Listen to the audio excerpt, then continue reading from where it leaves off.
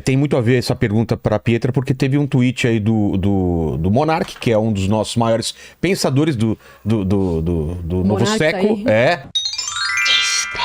fica mais lindo.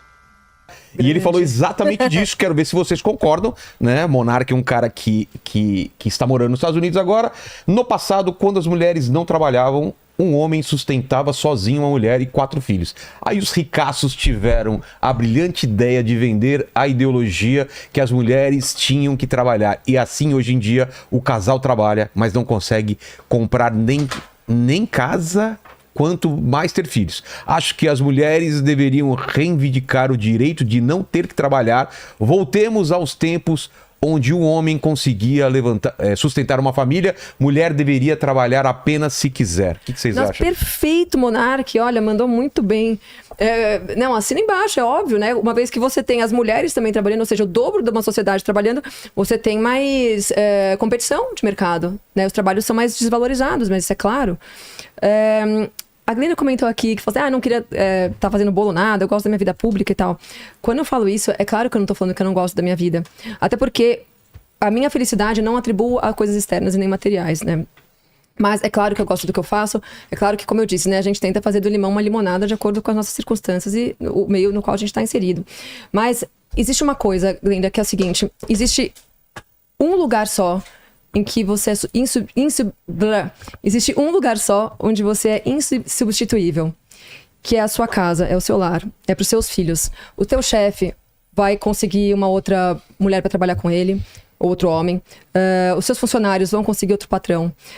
Qualquer lugar que você vá, você pode ser tranquilamente substituída. Claro, não com essa belíssima peruca azul, nem com esses belíssimos acessórios, talvez, mas o fato é que o que você faz fora da sua casa pode ser tranquilamente substituído a qualquer momento. O único papel onde você não pode ser substituída é na sua casa, é perante os seus filhos, o seu marido e o seu lar. Antes de vir pra cá, eu tava num velório de uma grande amiga minha. Ela faleceu com 43 anos, deixando 2 filhos, uma menina de 8 anos de idade. Poxa. E a gente conversava muito sobre essas coisas nos últimos tempos, né? E, a gente chegou a, inclusive, tocar nesse assunto, né? E ela entendeu já há muito tempo qual era a importância dela em casa. E eu não tenho dúvidas de que se ela tivesse sido uma grande mulher de negócios e tal, ela não teria morrido na paz como ela morreu, porque ela sabe que ela criou os filhos dela ela se doou 100% aos filhos dela, ao marido dela e ao lar dela. Então ela morreu em paz, muito, não tenho dúvidas de que foi por isso, sabe? Porque ela sabe que ela fez o papel dela aqui de forma excelente, sabe? Perante os olhos de Deus, principalmente. Então era só esse comentário. Quer comentar alguma coisa sobre o Monark ou vamos para a sua pergunta? Eu quero falar assim sobre o comentário do Monark, especificamente sobre... Como era no passado e como é agora. Ele acreditar que a vida da mulher era melhor no passado e tal. Mais uma vez, eu vou ter que pontuar que eu tenho a impressão, às vezes, que eu vivo em uma pressão de narrativa conservadora que ela não se baseia em dados, né, cara? Porque eu já trouxe aqui que a emancipação feminina é importante, inclusive, para reduzir o homicídio contra os homens dentro de casa, que isso desincentiva o casamento precoce, casamento arranjado, portanto, de gravidez precoce contra a vontade das mulheres. Falei que a emancipação, o senso de emancipação e de atitude no mundo façam com que as pessoas também se sintam melhores, isso gera senso de bem-estar e de seu lugar no mundo, e que enquanto sensação de impotência, de frustração e resignação gera depressão, estresse e angústia, mas realmente parece que não serve para nada, né? Eu tô falando para as paredes. Mas em relação ao iluminismo, que eu esqueci de comentar antes, que uma coisa que eu acho incrível do iluminismo foi o seguinte: ele nunca foi um movimento que foi para a maioria das pessoas, tá? O iluminismo, ele foi um movimento que foi desenvolvido artificialmente, através das instituições artificiais, para corrigir alguns problemas de natureza tribal e natural que o ser humano tem. Como, por exemplo, o que eu estava falando sobre o patriarcado buscar relacionamentos endogâmicos para manutenção dos recursos dentro de uma determinada família, portanto, gerando deficiências genéticas. Seria esse um dos pontos negativos do patriarcado em sociedades tribais. E o iluminismo, ele apareceu como um modo de universalizar os direitos. Então, uma pessoa, ela poderia votar e ser votada independentemente de ser rica, ou ser pobre, ou ser preta, ou ser branca, ou japonesa, ou árabe, ou ser homem, ou ser mulher, ou ser deficiente físico, tá? Porque no passado, na época medieval e feudal, obviamente quem poderiam votar eram os senhores feudais ou pessoas aristocráticas que realmente tinham muito poder. Então isso era dependente do seu nível hierárquico familiar que tu tinha naquela sociedade. E o iluminismo apareceu como um modo artificial de reduzir essas diferenças que são produzidas na natureza para que nós possamos alcançar maior igualdade. E o iluminismo, ele teve essa influência das feministas muito forte, ou pelo menos, e vice-versa, em que ele foi muito alimentado por ideias de mulheres incomuns. Então, olha só, quando a gente está falando de conservadorismo, tá? O que significa o conservadorismo? Ele é uma predisposição de temperamento, uma forma cognitiva de você analisar as situações da sua vida, do seu cotidiano e tomar decisões. E isso vai gerar as suas posições políticas, certo? E o que isso significa? Que o conservadorismo, ele não é uma composição de ideias. Ele é a sua tendência a valorizar mais ou menos o status quo. E eu não estou aqui atribuindo nenhum tipo de juízo de valor, que o status quo é bom ou ruim. Esse não é meu posicionamento aqui. Eu não vou manipular os termos, chamando liberdade de libertinagem, status quo como necessariamente ruim, ou patriarcado como se fosse inúmeros homens ali em torno de uma mesa se reunindo para prejudicar as mulheres. Então, se uma pessoa nasceu na antiga URSS, tá? A antiga União Soviética, cresceu, se desenvolveu, trabalhou a vida inteira nesse lugar e ela é uma conservadora, isso significa que a maior parte das pessoas é assim, tá? Majoritariamente as pessoas, elas vão defender o status quo, aquilo que já está instituído, aquilo que é simples, aquilo que é familiar. As pessoas irão defender a manutenção da URSS. E é até interessante pensar que geralmente jovens que cresceram em países comunistas, como eles têm um temperamento de experimentação, de curiosidade, de estímulo maior ao que é diferente, eles são anticomunistas.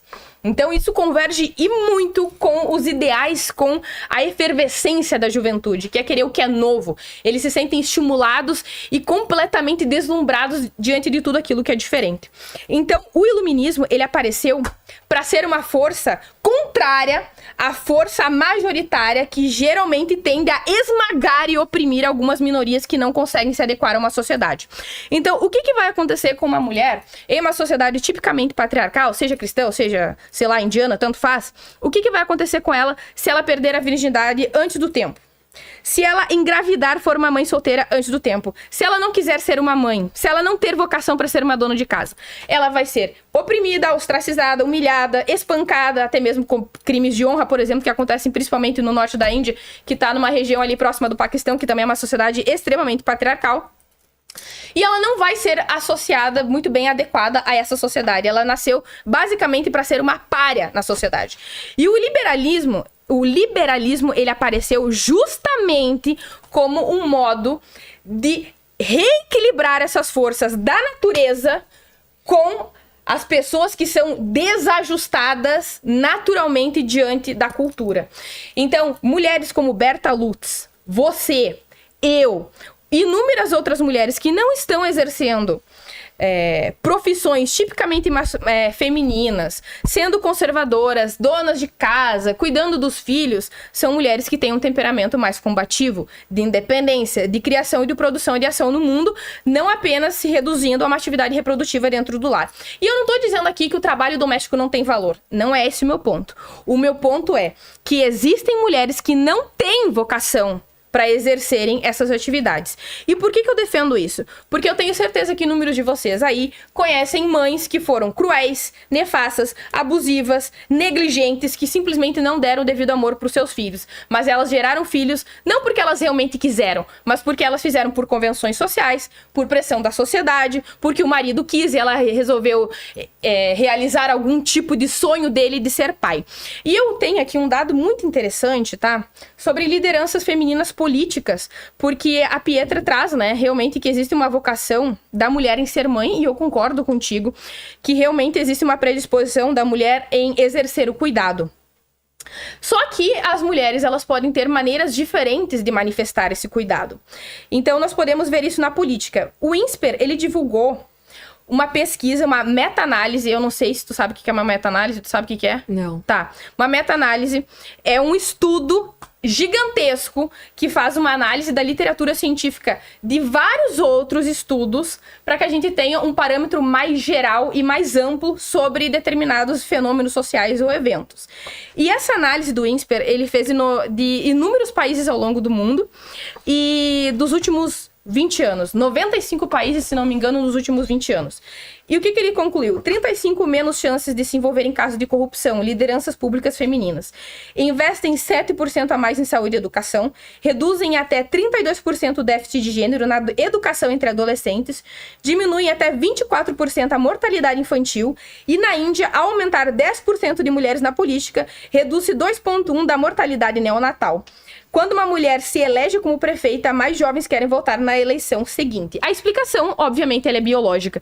As mulheres, elas tendem a ser mais compassivas, agradáveis e empáticas e geralmente acabam se preocupando muito mais com grupos que estão em condição de vulnerabilidade, deficientes, idosos, crianças, minorias como LGBTs, minorias raciais, religiosas no geral. Então, quando nós damos oportunidade para que as mulheres exerçam outras atividades, além das atividades reprodutivas domésticas, nós estamos sim melhorando a sociedade, não somente para as mulheres, mas para todas as outras pessoas que não conseguem se adequar a uma sociedade que está tolerante à diversidade, como, por exemplo, esses grupos minoritários.